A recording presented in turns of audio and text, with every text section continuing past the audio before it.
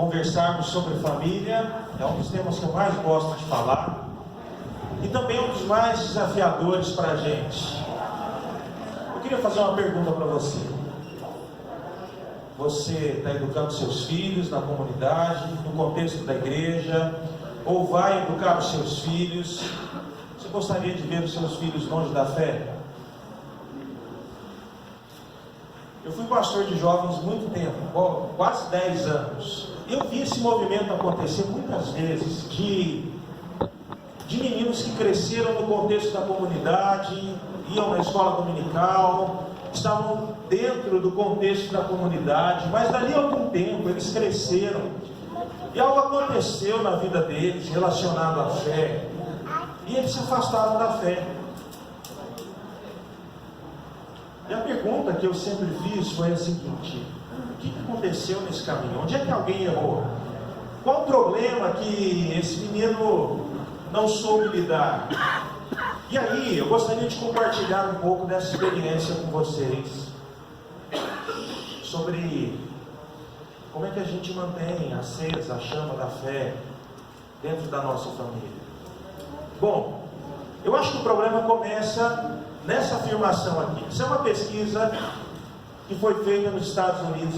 Infelizmente no Brasil a gente não faz pesquisa para nada, e aí a gente não tem esses dados. Mas eu queria que você fizesse uma reflexão a respeito dessa afirmação na sua casa. Menos de 10% dos pais que frequentam regularmente uma igreja com seus filhos leem a Bíblia juntos, oram juntos, além das orações das refeições, ou participam de atividades sociais juntamente com a família. Cara, esse negócio é assustador. Porque, de fato, muita gente só lê a Bíblia com seus filhos no contexto aqui do culto. Se o filho estiver sentado do lado e alguém disser assim: compartilha aí a Bíblia com quem está do seu lado.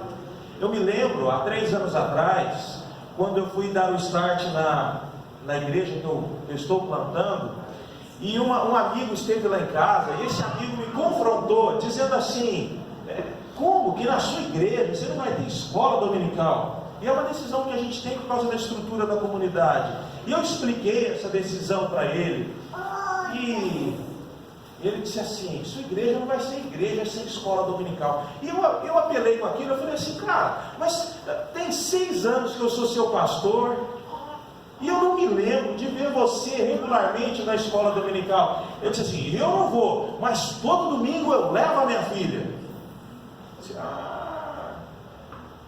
Você está aqui me confrontando, deixa eu apontar essa arma agora para você. Você está terceirizando a educação cristã da sua filha? Você usa a igreja para tentar fazer aquilo que você não faz dentro da sua casa? Deixa eu perguntar uma coisa para você: você lê a Bíblia com sua filha? E ele não respondeu nada. Você responde, cara. Você veio aqui dentro da minha casa me confrontar sobre a minha igreja, não tem escola dominical, e eu estou confrontando você. Você lê a Bíblia com a sua filha? Você lê ou não lê? Não lê. Você ora por ela? Oro. Você ora com ela? Não. E esse negócio é muito complicado, porque às vezes a gente passa a vida com os nossos filhos e a gente não ora com eles. E a gente não lê a Bíblia para eles. E lá na frente a gente se pergunta assim: o que foi que aconteceu? Qual que é o problema? Por que meu menino não está na igreja? A igreja é boa. Outra afirmação dessa pesquisa é que apenas 28% dos jovens nas igrejas conversaram com sua mãe sobre a fé. E apenas 13% dos jovens nas igrejas conversaram com seu pai sobre a fé.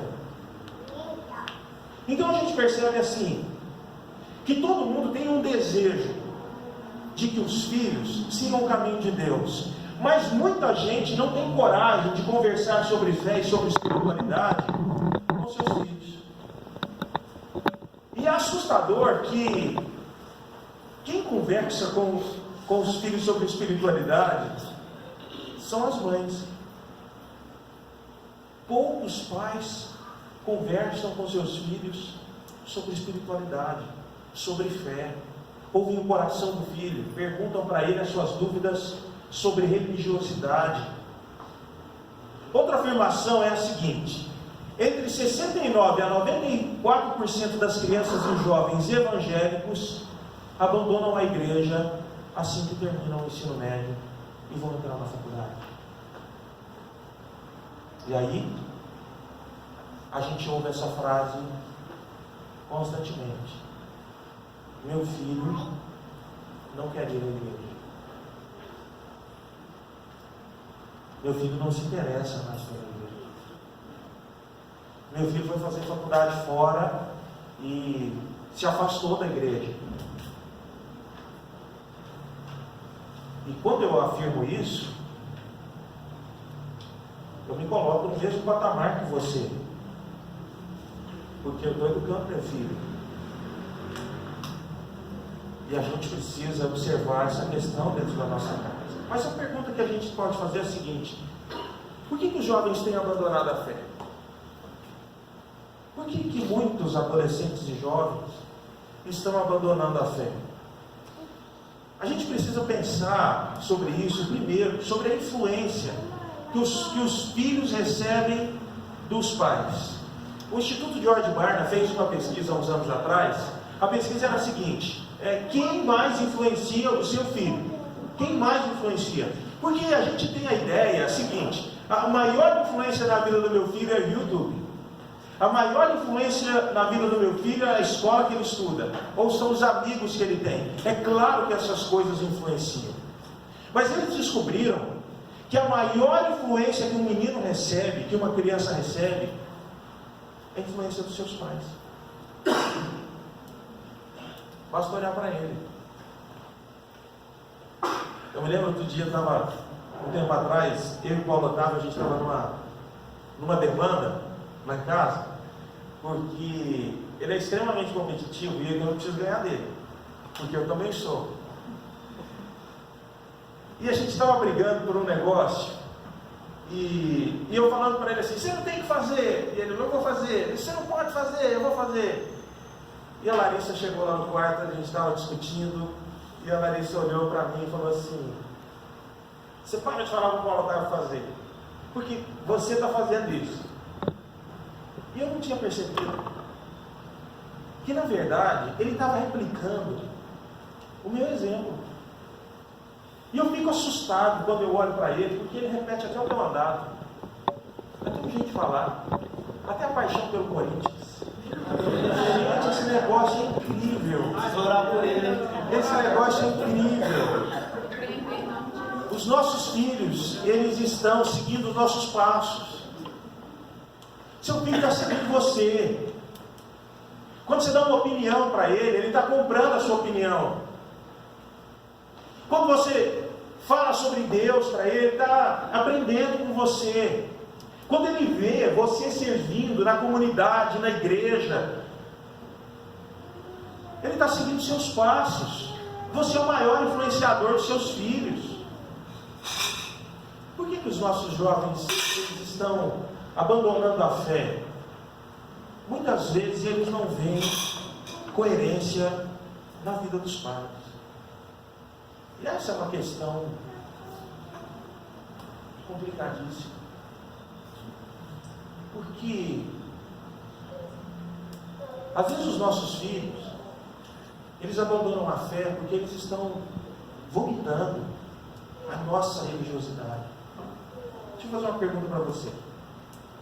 Quando alguém vomita alguma coisa, é para a saúde ou é para a doença? É a saúde. Porque o organismo percebe que tem algo estranho. Ele percebe que tem algo infeccioso, algo que fará mal. E aí ele põe para fora. E muitos jovens abandonam a fé porque estão dizendo assim: pai, essa fé que você tem, essa espiritualidade que você tem, esse jeito de viver a fé, esse jeito aí, isso, eu não quero esse negócio para mim. Eu não quero esse tipo de fé que lá na igreja sorri para todo mundo e dentro de casa não vive aquilo que diz.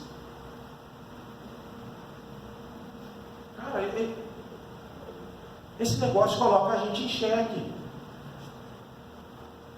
Porque pode ser que eu e você sejamos os maiores causadores dos nossos filhos não seguirem a fé em Jesus. Muitos meninos estão abandonando a fé porque a fé que existe dentro de casa, ela não é verdadeira.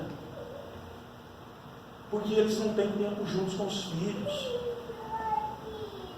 Muitos pais falam mal da igreja para os seus filhos.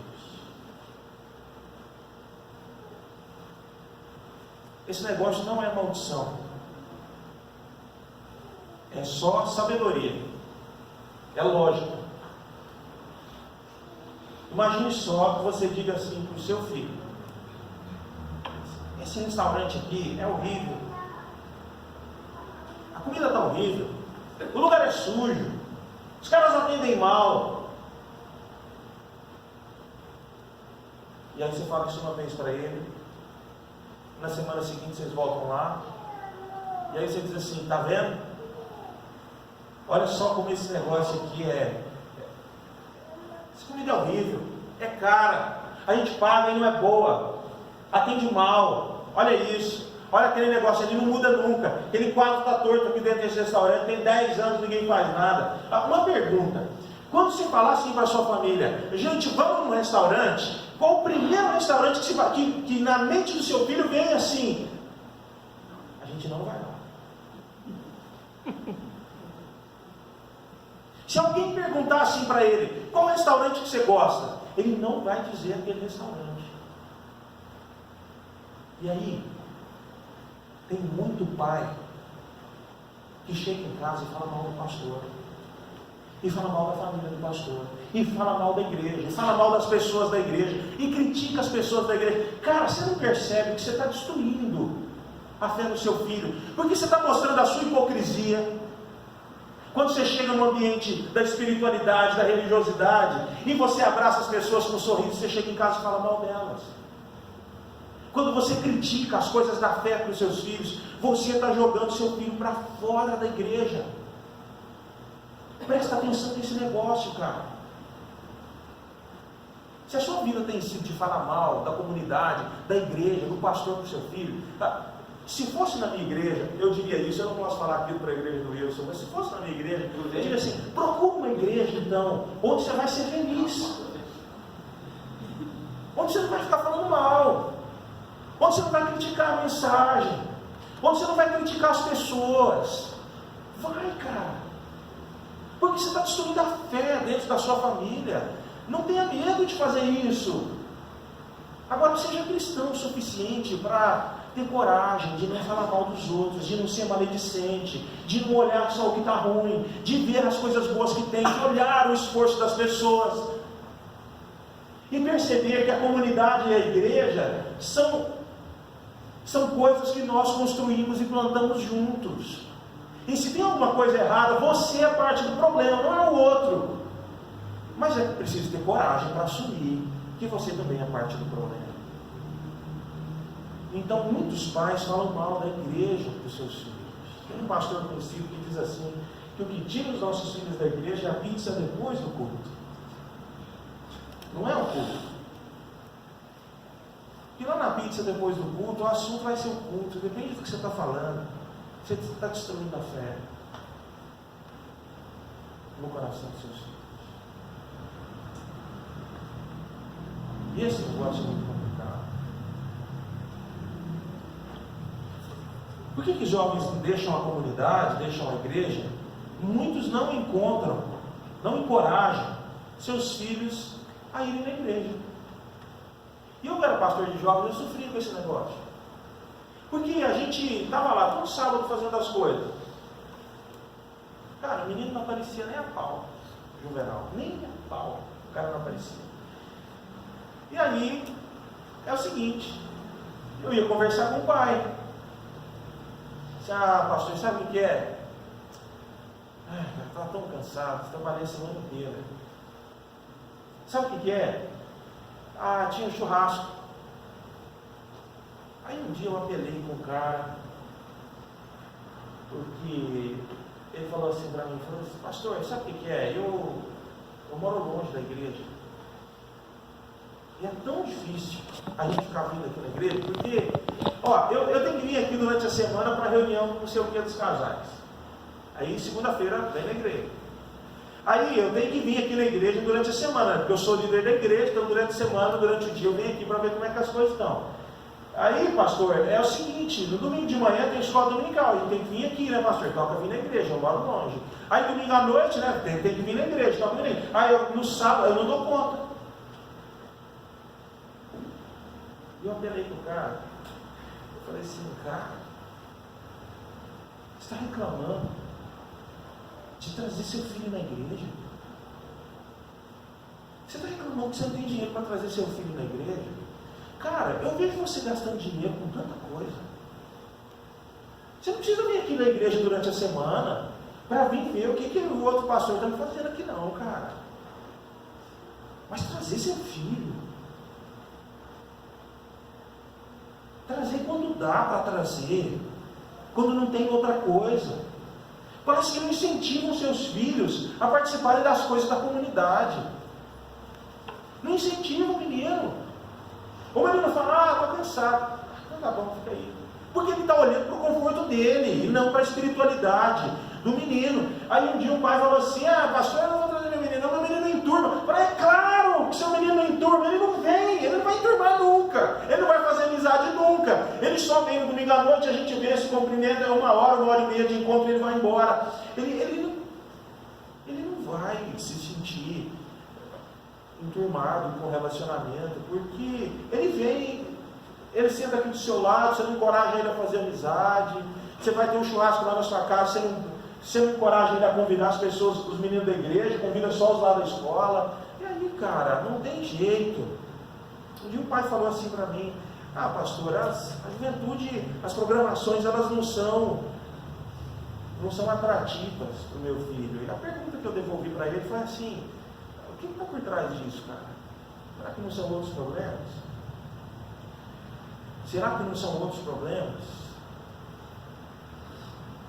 É muito melhor você vir buscar seu filho na igreja 10 vezes durante a semana do que buscar ele uma vez no pronto-socorro porque ele bebeu demais. Do que você ir lá no funk buscar ele.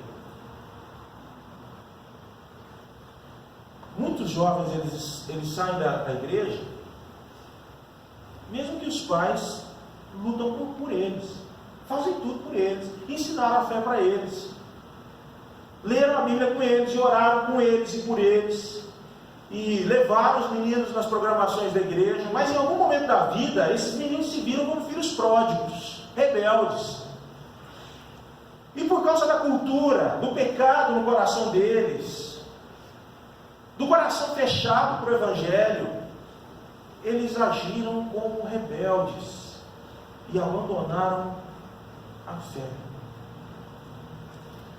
Mas esse negócio não tem só uma dinâmica da família, porque afinal de contas nós criamos os nossos filhos juntos dentro da comunidade. Então tem a dinâmica da comunidade, tem a dinâmica da igreja. Enquanto a igreja deve apoiar, comunicando o Evangelho de forma compreensível para a juventude. E esse é um ponto fundamental para a gente.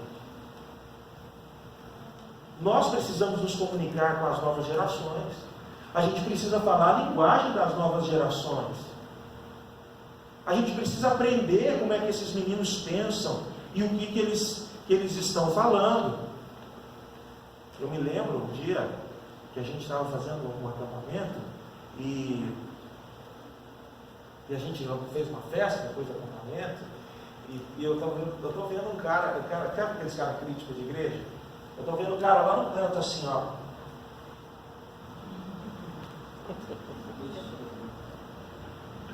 E a gente fazendo as coisas e o cara lá.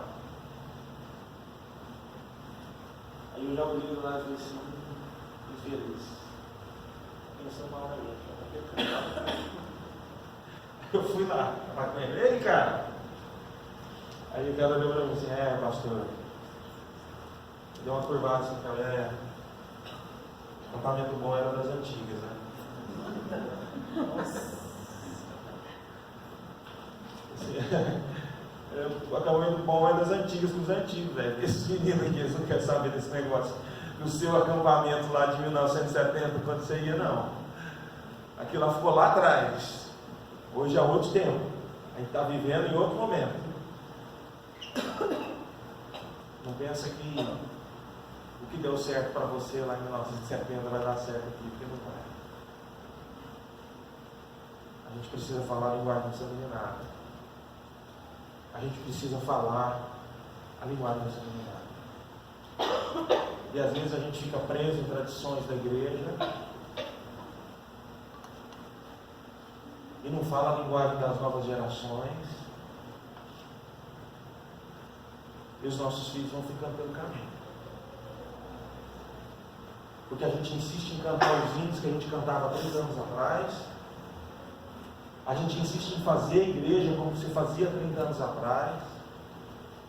A gente quer que a igreja funcione como funcionava 30 anos atrás.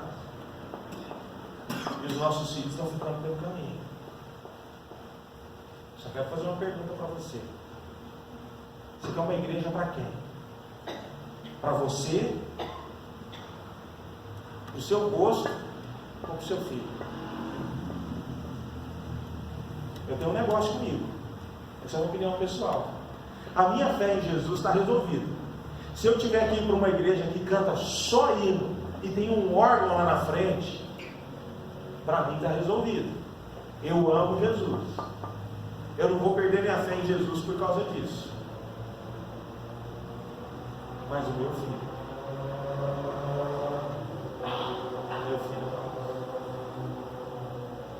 eu prefiro ter uma igreja que fala a linguagem dele, porque eu vou me adequar. Se tiver que cantar as músicas lá do Vineyard Kids, eu vou cantar. E aí a gente precisa pensar sobre isso, porque muita coisa que precisa mudar numa comunidade, as pessoas mais velhas que igual aquele cara lá no canto assim, ó.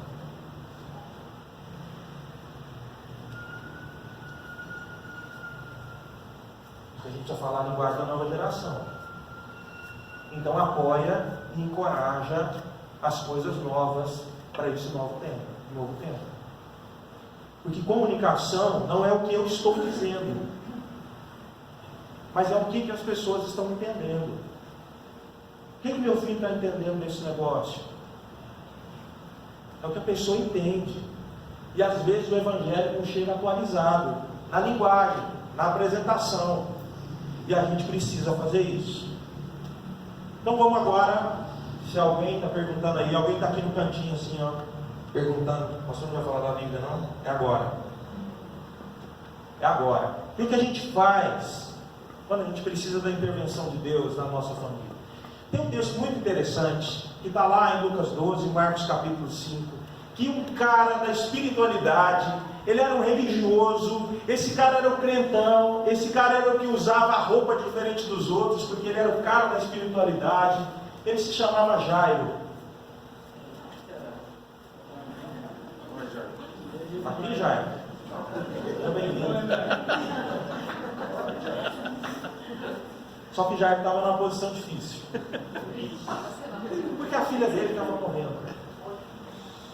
A filha dele estava mal. A filha dele estava indo para a morte. E ele saca o negócio. Ele percebe que a medicina não consegue resolver, que não tinha saída ao negócio. E ele então ouve que Jesus estava passando por ali. Jesus vem na cidade. Jesus era muito popular.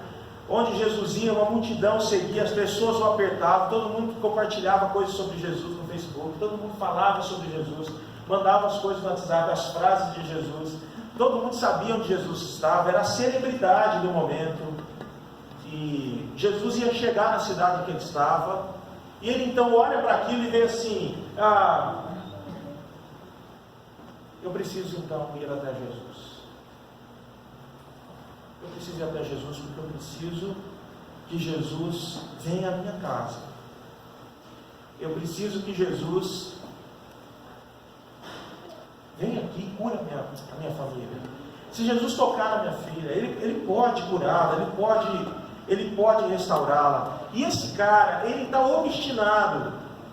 Ele está cercado por uma multidão. Ele é um cara da religiosidade. E os caras da posição dele não se subjugavam a Jesus. Pelo contrário, eles mantinham uma posição crítica a Jesus. Mas esse cara não estava nem aí, porque, afinal de contas, era a filha dele que precisava de cura. E ele vai até Jesus, e o texto diz no verso 22, então chegou ali um dos dirigentes da sinagoga chamado Jairo, vendo Jesus, prostrou-se aos seus pés e lhe implorou insistentemente. Quando as coisas estão indo de mal a pior na nossa casa, quando a gente vê os nossos filhos perdendo a fé, nós precisamos fazer como esse cara fez, nós precisamos ir até Jesus, de forma obstinada. A gente precisa virar o jogo. E isso começa no relacionamento pessoal de cada um de nós aqui com Deus, com Jesus. E nós precisamos ir até Jesus. E a gente vê essa história de pessoas que foram até Jesus por causa de uma transformação na sua família, como por exemplo, aquela mulher Cirofenícia, que Jesus ia andando com seus discípulos e ela ia gritando assim: Jesus, filho de Davi, tem misericórdia de mim. E Jesus está na dele. Jesus está ali como se ele não tivesse ouvindo. Até o ponto que um dos discípulos disse assim para Jesus: Jesus, você precisa fazer alguma coisa. Essa mulher está gritando atrás da gente, você não vai fazer nada? E Jesus não se dirige a ela, Jesus se dirige aos discípulos e diz assim: eu não posso tirar o pão da mesa e jogar para os cachorrinhos. Aquela mulher, ela não tinha linhagem judaica. Ela era Cirofenícia. O que Jesus estava dizendo, em outras palavras, Jesus não estava ofendendo a mulher, mas ele estava dizendo assim: eu não vim para os Cirofenícios, não agora. E a mulher ouve Jesus falando, e muita gente ia ouvir Jesus falando, e ia dizer assim: ah, Jesus foi mal educado comigo, Jesus. E ela não. E ela responde Jesus com fé. E ela diz assim: mas até os cachorrinhos comem daquilo que cai da mesa dos seus donos. E aí Jesus para tudo. E Jesus diz: mulher, grande a sua fé, vai para casa, a sua fé te curou. A gente vê Jairo convidando Jesus para ir na casa dele. Nós vemos Jesus se compadecendo daquela viúva que estava enterrando seu único filho, e a comitiva estava indo para o cemitério, e Jesus vem com os seus discípulos, e eles encontram com aquela comitiva, e Jesus se compadece da mulher que estava indo enterrar seu filho, e Jesus vai lá e toca no caixão do menino, e o menino se levanta. A Bíblia relata que Jesus entra na casa de algumas pessoas e faz coisas extraordinárias. Como, por exemplo, Jesus entra na casa de Zaqueu, e leva salvação para a vida dele. Jesus entra na casa de Pedro e cura a sogra de Pedro. E é por isso que a gente precisa aprender a não desistir. Quando a gente vê circunstâncias ruins ao nosso redor, nós precisamos ir até Jesus. Eu me lembro alguns anos atrás, assim, tem algumas coisas, algumas cenas no ministério da gente, né, Wilson, que a gente nunca esquece. Umas frases que a gente ouve assim, de algumas pessoas, umas circunstâncias que a gente vive, que a gente nunca esquece. Eu me lembro que eu fui pregar numa igreja e no fim do culto uma mãe me procurou. E ela falou assim para mim: pastor, eu desisti do meu filho. E meu filho fuma maconha, e meu filho fica lá em casa o dia inteiro, eu já não sei mais o que fazer. E outro dia meu filho me encheu tanta paciência, ele queria dinheiro para comprar maconha, eu não sabia o que fazer mais. E eu enchi o saco, e eu peguei um dinheiro lá na bolsa e botei na mão dele e falei assim: vai comprar sua maconha.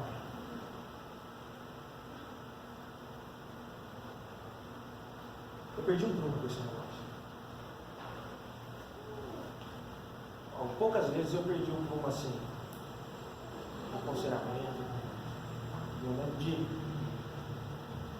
frente para ela, estava em pé, eu sacudia para mim.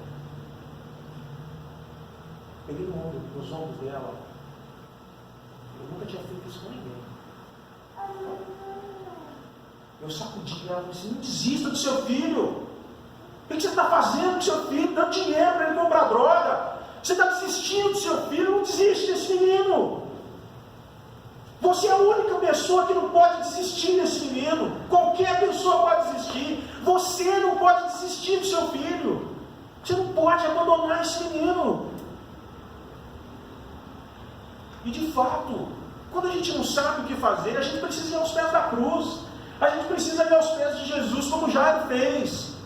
Quando a gente não vê a solução, a gente não consegue encontrar saída, a gente precisa ir até quem pode. E Deus pode fazer coisas extraordinárias na vida dos nossos filhos. Deus pode mudar o destino, Deus pode mudar os caminhos.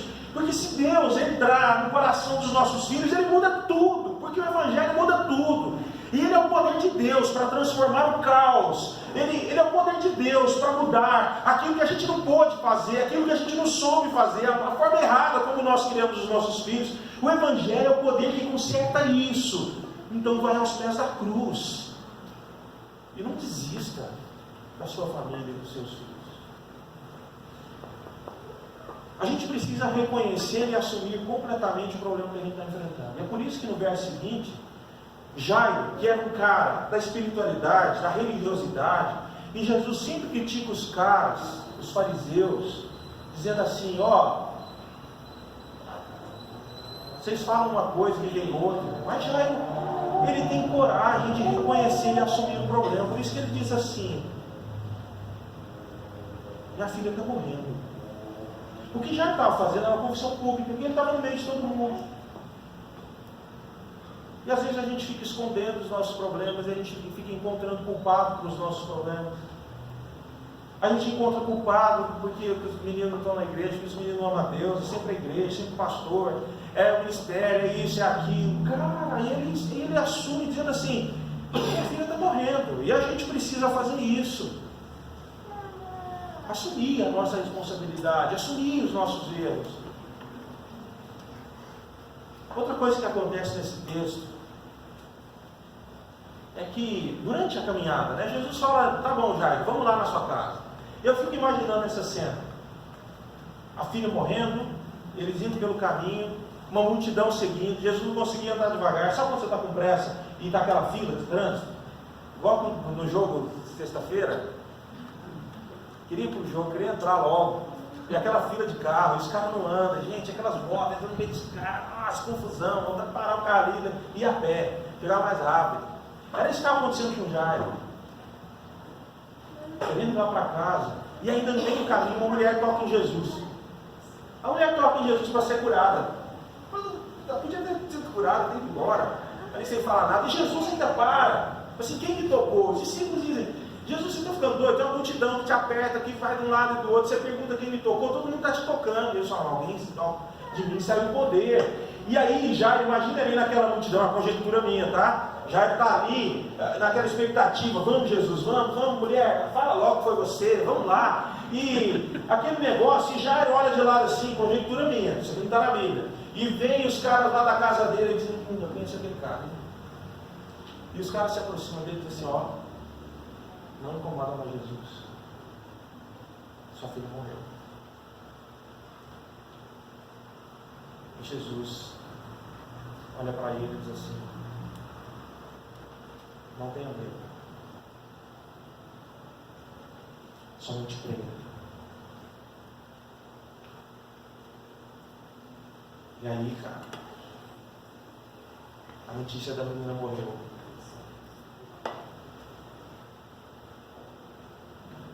Em que eu acredito? Somente creia ou a menina morreu. Tem momentos que a gente precisa confiar em Deus. A gente não sabe o que Deus está fazendo. E Jesus não queria curar a menina, ele queria ressuscitar a menina. Às vezes a gente olha para os nossos filhos e vê os nossos filhos indo para longe de Deus. precisa crer que Deus está cuidando de tudo. A gente precisa fazer a nossa parte, orar por eles, falar do Evangelho para eles e continuar crendo que Deus está no controle de todas as coisas. Alguma coisa que você levar para casa. Quem sabe você precisa pedir perdão para o seu filho pelo mau exemplo que você deu para ele até aqui. Como é que se corrige um erro? Como é que a Bíblia diz que você corrige um erro? Primeiro, você se arrepende, confessa e muda de vida. Não é isso que a Bíblia diz? Se você pisou na bola com alguém, como é que você corrige esse negócio?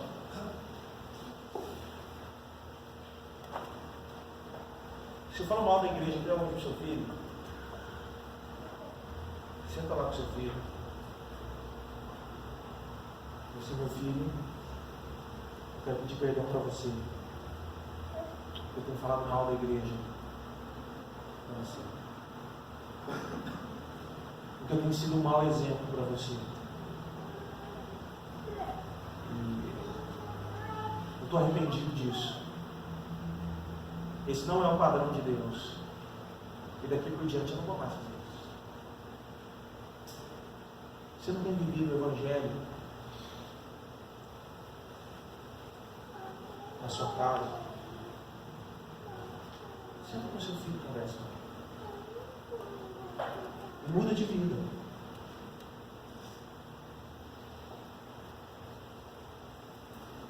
Eu me lembro um tempo atrás, quando eu estava eu tinha uns 6 anos, e o papai gosta muito de desenhar, e eu tive uma ideia assim: eu vou comprar uma lousa branca para ele. E o aniversário do Paulo estava chegando, o aniversário dele é perto do feriado, e aquela correria, trabalhando, e aquela coisa e tal. Eu disse: nossa, eu vou ter que ir lá comprar essa lousa. E a Larissa trabalhando comigo, tinha que ver o Paulo ficar, o Paulo estava aqui comigo. Chega lá, eu falo para ele que a lousa é para a igreja. E aí, foi lá na loja comigo. Ele viu a lousa e falou: nossa, pai, queria uma dessa. Para que você está comprando? O aniversário dele é 2 dias. Meu filho está comprando para a igreja.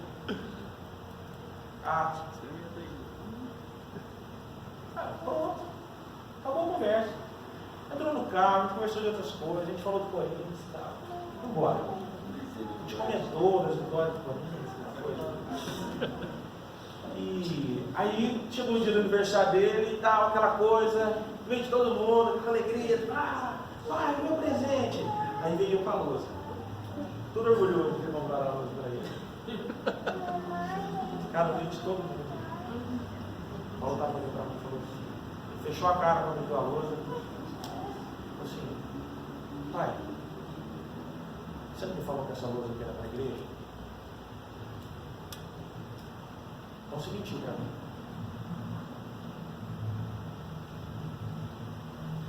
Não é verdade, filho, mas eu queria que você soubesse. Mas você mentiu para mim. O que a gente faz quando a gente faz isso? Precisa olhar no olho. Deixa a verdade, filho. Eu errei. Eu não queria que você soubesse que era para você. Eu queria que fosse uma surpresa. Ainda que o papai tivesse uma boa intenção, eu errei com você. Aí quando a gente erra, você me perdoa.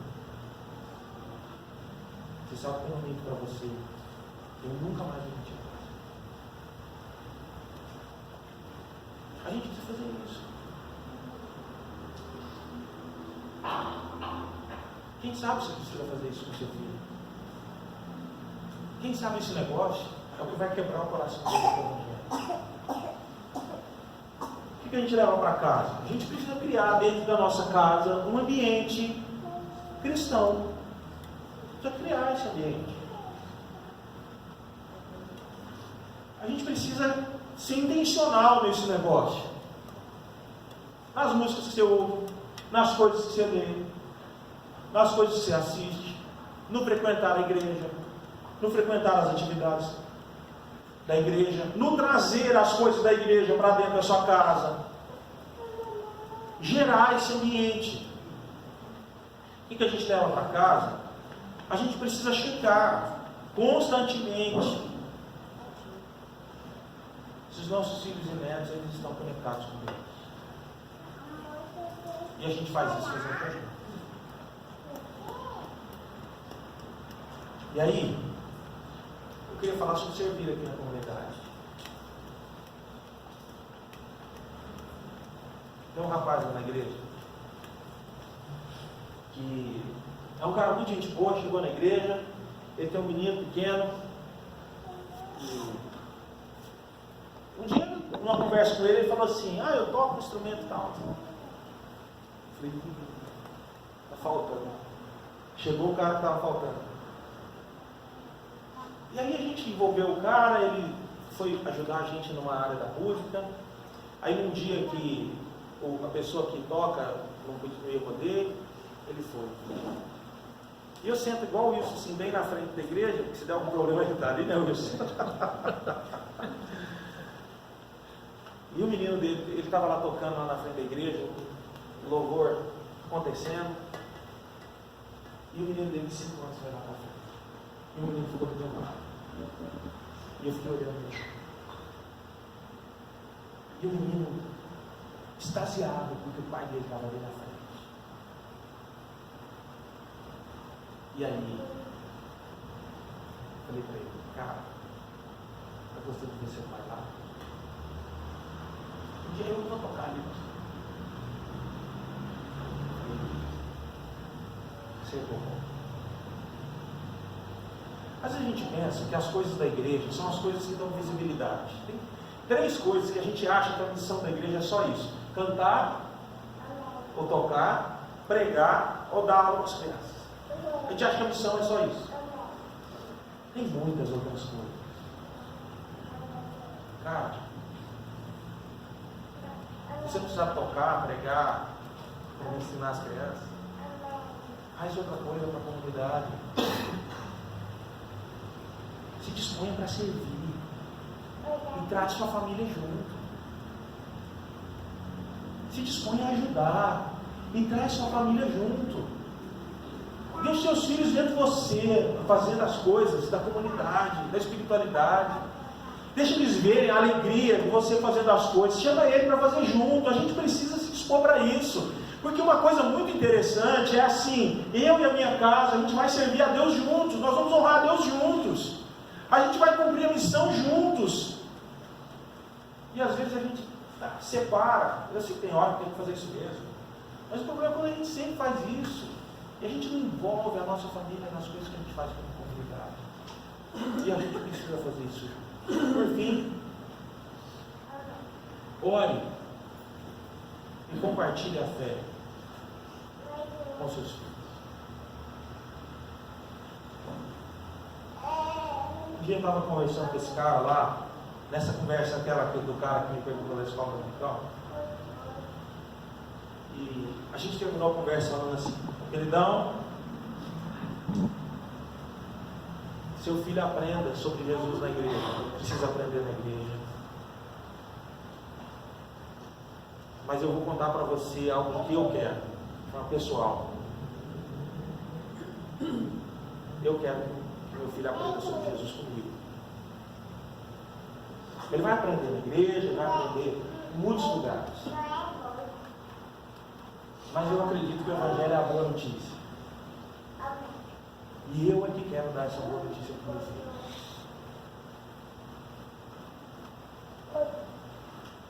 Quem sabe você toma a decisão de sentar com seus meninos, não importa a idade que eles têm, não importa se eles são casados, você dizer assim: eu quero conversar com você, e você falar para ele o que é o Evangelho, e você falar para ele da má notícia, você é pecador, e a boa notícia, mas Cristo morreu para perdoar os seus pecados. Fale sobre fé, meu filho. Talvez você seja um filho que está aqui dentro hoje, um menino, um adolescente, um jovem, que abandonou a fé.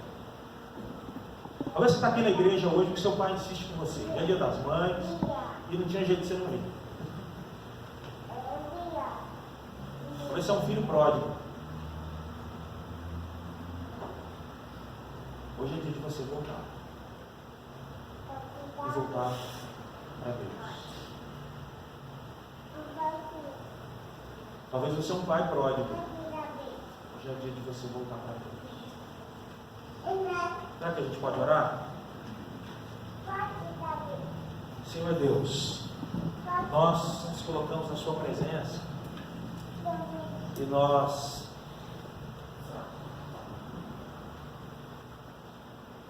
reconhecemos os nossos erros como pais.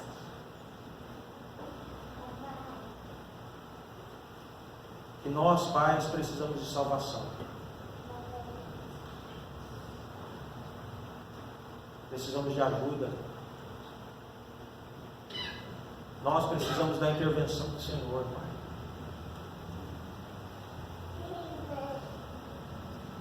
Tem misericórdia de nós e perdoa os nossos pecados. E nos dê coragem também para abandonar os nossos pecados e para mudarmos. Que a sua graça nos impulsione a uma mudança, a transformação no nosso jeito de viver, na nossa postura. Deus, nós pedimos para o Senhor, pela sua misericórdia, alcance o coração dos nossos filhos, Pai.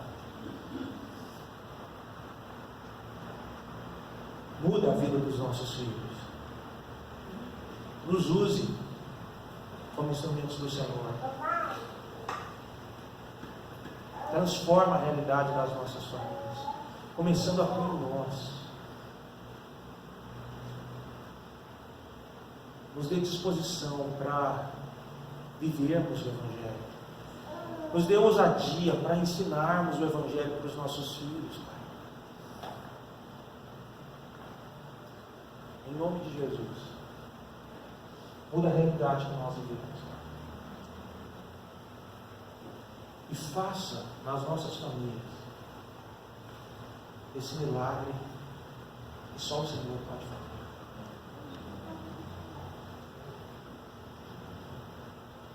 Como o Senhor fez na vida de Jairo, faça isso na nossa casa. Em nome de Jesus. Amém. Quero encerrar contando uma história boa. Você já deve ter ouvido eu contar essa história. Eu gosto muito dela.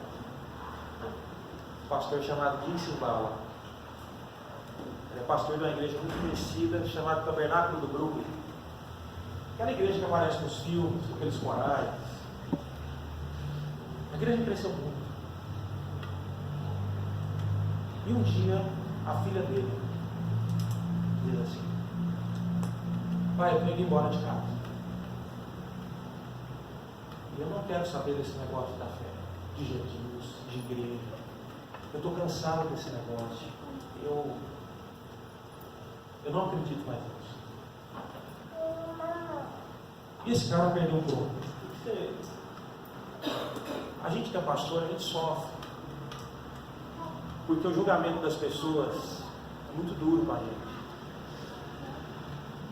Não estou reclamando não, mas é que às vezes as pessoas são muito desleais. Elas não têm coragem de falar com a gente, elas falam com todo mundo menos com a gente.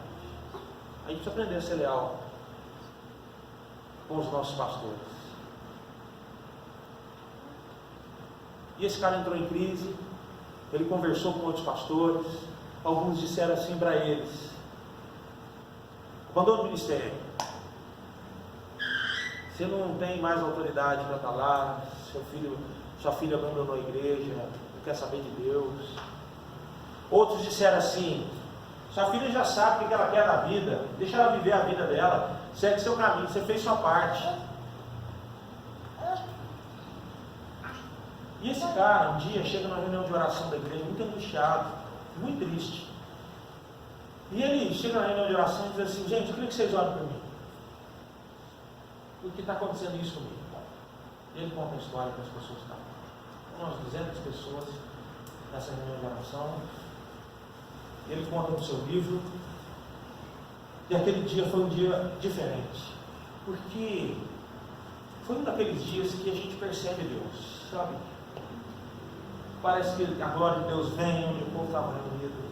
E as pessoas oram por ele. E as pessoas não foram embora. A reunião de oração ia acabar, deu algumas horas depois, um tempo depois. Mas as pessoas não foram embora porque ele ficou ali. Ele ficou orando ali. Ele ficou ali no lugar dele. E algumas pessoas se levantaram e foram, e outras ficaram com ele. E ficaram ali orando, pedindo para Deus abençoá-lo. E deu 1h da manhã, ele continuou ali, as pessoas ficaram ali 2h da manhã, algumas pessoas foram embora, outras ficaram ali, porque ele estava ali, e as pessoas ficaram, e Deus estava presente naquele lugar, e havia algo de Deus ali.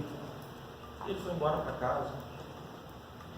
Ele conta que bem cedo, alguém bate na porta da casa dele. E ele abriu a porta, era sua filha. E a filha dele faz a pergunta seguinte: o que vocês estavam fazendo às 2h da manhã? O que você estava fazendo? Diz: por que você está perguntando? Porque às 2h da manhã eu tive uma firme convicção de que tudo que eu estava fazendo, eu estava fazendo errado. Eu sabia que eu precisava voltar.